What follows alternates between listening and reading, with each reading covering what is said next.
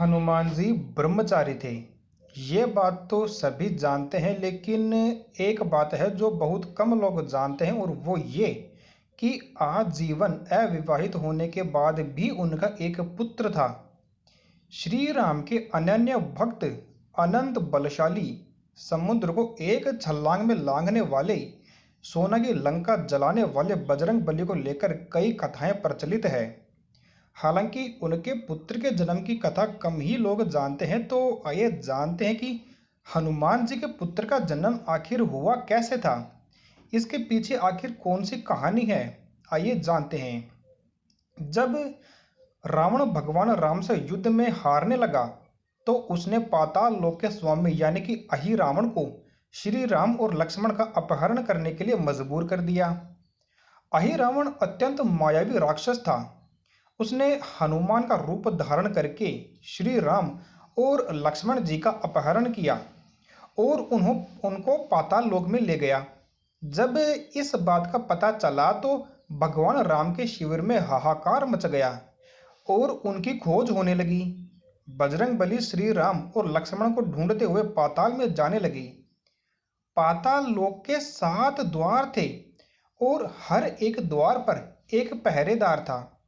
तो हनुमान जी ने सभी पहरेदार जो भी थे उन सभी को युद्ध में हरा दिया, सभी को परास्त कर दिया, लेकिन एक द्वार पर उन्हें उन्हीं के समान एक बलशाली वानर पहरा देते हुए दिखा।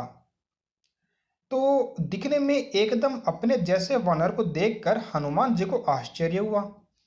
उन्होंने जब उस वानर से परिचय पूछा तो उसने अपना नाम मकरध्वज बताया और अपने पिता का नाम हनुमान बताया। मकरध्वज के मुंह से पिता के रूप में अपना नाम सुनकर हनुमान अत्यंत क्रोधित हो गए और बोले कि ये असंभव है, क्योंकि मैं आजीवन ब्रह्मचारी रहा हूं।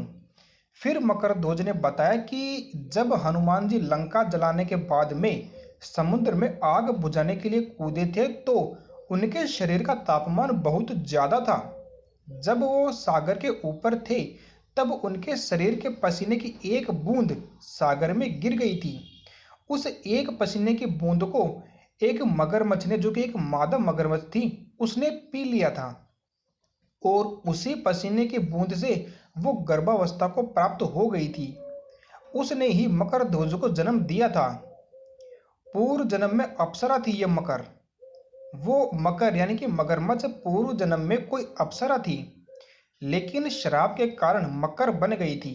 बाद में उसी मकर को अहि रावण के मछुआरों ने पकड़ लिया और मार दिया। फिर बाद में वो अप्सरा भी श्राप से मुक्त हो गई। ये सुनकर हनुमान जी ने मकरध्वज को अपने गले से लगा लिया। हालांकि अपने पिता के रूप में हनुमान जी को पहचानने के बाद भी मकरध्वज ने हनुमान जी को अंदर नहीं जाने दिया।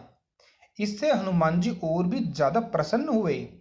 बाद में दोनों के बीच में जमकर युद्ध हुआ और अंत में हनुमान जी ने अपनी पूंछ से उसे बांधकर दरवाजे से हटा दिया और फिर श्री राम लक्ष्मण को मुक्त कराया।